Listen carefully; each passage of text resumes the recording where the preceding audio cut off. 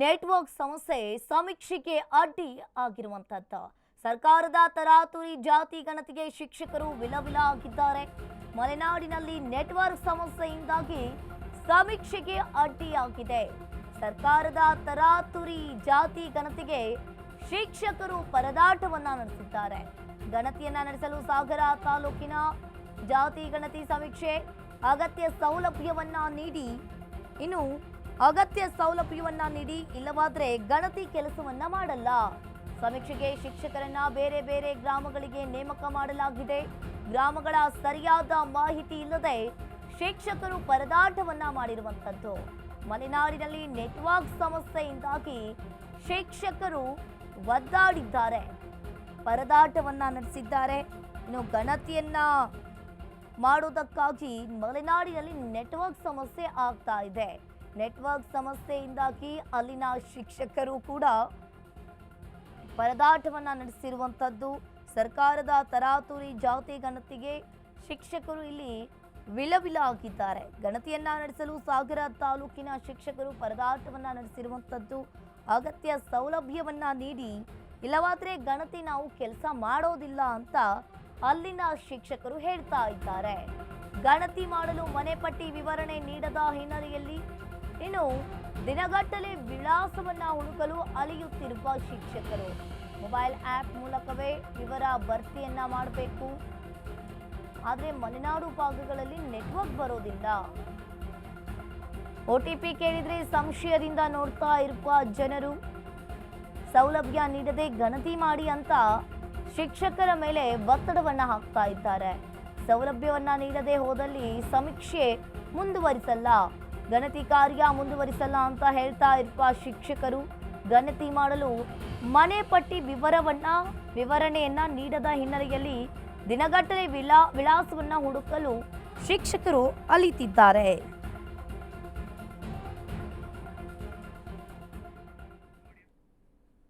30-40 kilometre ವ್ಯಾಪ್ತಿ ಒಳಗಡೆ ನಮ್ಮನ್ನ ಹಾಕಿದ್ದಾರೆ. ನಾವುಗಳಲ್ಲಿ ಹೋದಾಗ ಅನ್ಸೋದಿಲ್ಲ. ಆಮೇಲೆ ಒಂದು ಮನೇಲಿ 10 ಜನ ಇರ್ತಾರೆ. ಒಬ್ಬರಿಗೆ 40 ಪ್ರಶ್ನೆ ಮತ್ತೆ ಕುಟುಂಬಕ್ಕೆ ಒಂದು 20 ಪ್ರಶ್ನೆ. ಇಷ್ಟು ಪ್ರಶ್ನೆ ಕೇಳೋಷ್ಟೊತ್ತಿಗೆ 10 ಜನ ಇರ್ತಕ್ಕಂಥ ಒಂದು ಕೂಡು ಕುಟುಂಬಕ್ಕೆ ಹೋದ್ರೆ ನಮ್ಗೆ ಅಲ್ಲಿ ಇಡೀ ದಿನ ಅಲ್ಲೇ ಆಗುತ್ತೆ. ಒಂದೇ ಮನೆ ಒಂದೇ ದಿನಕ್ಕೆ ಆಗ್ತಾ ಇದೆ. ಇವತ್ತಂತೂ ಸರ್ವರ್ ಪ್ರಾಬ್ಲಮ್ ಇರೋದ್ರಿಂದ ಮತ್ತೆ UHID ನಂಬರ್ ಕೂಡ ಡಿಸ್ಪ್ಲೇ ಆಗದೆ ಇರೋದ್ರಿಂದ ನಮ್ಗೆ ಏನಾಗ್ತದೆ ಅಂತ ಹೇಳಿದ್ರೆ ಅಲ್ಲಿ ಮನೆ ಪಟ್ಟಿ ಇಲ್ಲ. ನಮ್ಗೆ ಗೂಗಲ್ ಮ್ಯಾಪ್ ಅಲ್ಲಿ ಹೋಗಿ ಜಾಗ ಹುಡುಕ್ರಿ ಹೇಳ್ತಾರೆ. ಗೂಗಲ್ ಮ್ಯಾಪ್ ನಿಜವಾಗ್ಲೂ ಹೇಳ್ಬೇಕು ಅಂದ್ರೆ ನಿನ್ನೆ ಒಂದು ಕೆರೆ ಮಧ್ಯದಲ್ಲಿ ನಮಗ್ ತೋರಿಸ್ತಾ ಇದೆ. ಅಲ್ಲಿ ಮನೆಗಳೇ ಇಲ್ಲ. ಹಿಂದಿನ ಕಾಲದಲ್ಲಿ ಮನೆ ಇತ್ತು, ಒಟ್ಟಲ್ಲಿ ಕೆರೆ ಇದೆ. ಈಗ ಅಲ್ಲಿ ಎಲ್ಲಿ ಹೋಗಕ್ಕಾಗತ್ತೆ ಹೆಣ್ಮಕ್ಳು? ಕೆಲವ್ರ ಮನೇಲಿ ನಾಯಿ ಕಟ್ಟಿರ್ತಾರೆ, ಒಳಗ್ ಹೋಗ್ಲಿಕ್ಕೆ ನಮ್ಗೆ ಅವಕಾಶ ಆಗ್ತಾ ಇಲ್ಲ. ಒಳಗ್ ಮುಖ ಕೊಡ್ದಂಗ್ ಬಾಗ್ಲ ಹಾಕಿದ್ದಾರೆ. ನಿನ್ನೆ ನಾನೊಬ್ರು ಮನೆಗೆ ಹೋಗಿದ್ದೀನಿ, ನಿಮಗ್ ಕೊಡೋದಿಲ್ಲ ಬೇಡ, ನಿಮ್ ಈ ಸರ್ಕಾರದ ನಮ್ಗೇನು ಹೇಳಕ್ ಬರ್ಬೇಡಿ, ನೀವು ಆಲ್ರೆಡಿ ಹೊರಗೆ ಅಂತ ಹೇಳಿದ್ರು. ನಾನು ನನ್ ಮಗ ಸಾರ್ ಬರ್ತೀವಿ ಇನ್ನೊಮ್ಮೆ ಅಂತ ಹೇಳಿ ಸಾರಿ ಕಳ್ಕೊಂಡು ಹೊರಗೆ ಬಂದಿದ್ದೀನಿ. ನಿಜವಾಗಿ ಹೆಣ್ಮಕ್ಳಿಗೆ ತುಂಬಾ ಪ್ರಾಬ್ಲಮ್ ಆಗ್ತಾ ಇದೆ. ಆಯಾ ವ್ಯಾಪ್ತಿಯವರಿಗೆ ಆಯಾ ವ್ಯಾಪ್ತಿಗೆ ಹಾಕೇ ಇಲ್ಲ ಹೆಣ್ಮಕ್ಳನ್ನ. ನಮ್ ಶಾಲಾ ವ್ಯಾಪ್ತಿಲಿಲ್ಲ. ಮತ್ತೆ 150, 180, 180 ಮನೆ ಕೆಲವು ಮಹಿಳೆಯರಿಗೆ ಬಂದಿದೆ. ಎಲ್ಲಿ ಬರ್ಲಿಕ್ಕೆ ಆಗತ್ತೆ? ರಕ್ಷಣೆ ಏನು ನಮ್ಗೆ ಮಹಿಳೆಯರಿಗೆ? ಒಬ್ಬೊಬ್ಬರು ಇದೇ ತಿಂಗಳು 22ನೇ ತಾರೀಕಿನಿಂದ ಆರಂಭವಾಗಿರ್ತಕ್ಕಂಥದ್ದು ಇಡೀ ರಾಜ್ಯಕ್ಕೆ ಗೊತ್ತಿರ್ತಕ್ಕಂಥ ವಿಷಯ. ಅಕ್ಟೋಬರ್ 7ಕ್ಕೆ ಮುಗಿಬೇಕು. ಅಕ್ಟೋಬರ್ 7 ಅಲ್ಲ, ಅಕ್ಟೋಬರ್ ಎಂಡ್ ಆದ್ರೂ ಸಹ ಇದು ಮುಗಿಯುವ ಸಾಧ್ಯತೆ ಇಲ್ಲ. ಕಾರಣ ಇಷ್ಟೇ, ಇವತ್ತೇನ್ ನಮಗೆ ಗಣಿತಿಗೆ ಶಿಕ್ಷಕರನ್ನ ಆಯ್ಕೆ ಮಾಡಿ ಹಾಕಿದ್ದಾರೆ. ಇವತ್ತು ಸುಮಾರು ಈಗ 3 ದಿನ ಗಣತಿ ಆರಂಭವಾದ್ರೂ 3 ಮನೆಯನ್ನ ಮಾಡ್ಲಿಕ್ಕೆ ಆಗ್ತಾ ಇಲ್ಲ. ಕಾರಣ ಇಷ್ಟೇ, ಅವರು ಸರ್ಕಾರ ಬಿಟ್ಟಿರ್ತಕ್ಕಂಥ ಯಾಪ್ ಏನಿದೆ ಆ ಯಾಪ್ ಯಾವುದೇ ಕೆಲಸವನ್ನ ಮಾಡ್ತಾ ಇಲ್ಲ. ಅಷ್ಟೇ ಅಲ್ಲದೆ ಈಗ ಗಣತಿ ಮಾಡ್ಲಿಕ್ಕೆ ಹೋದಾಗ ನಮಗೆ ಮನೆ ಪಟ್ಟಿ ಬೇಕು. ಯಾವ ಮನೆ ಪಟ್ಟಿಯನ್ನು ಸಹ ನಮಗೆ ಕೊಟ್ಟಿಲ್ಲ. ಅಲ್ಲಿ ಹೋಗಿ UHID ನಂಬರ್ ಅನ್ನ ಹೊಡೆದು RR ನಂಬರಿಗೆ ಅದನ್ನ ನಾವು ಕರೆಕ್ಟ್ ಆಗಿ ಟ್ಯಾಲಿ ಮಾಡಿದಾಗ ಅದು RR ನಂಬರ್ ಎಲ್ಲಿರೋ ತೋರಿಸ್ತದೆ. ಮನೆಗಳು ನಮಗೆ ಸರಿಯಾದ ರೀತಿಯಲ್ಲಿ ಸಿಗ್ತಾ ಇಲ್ಲ.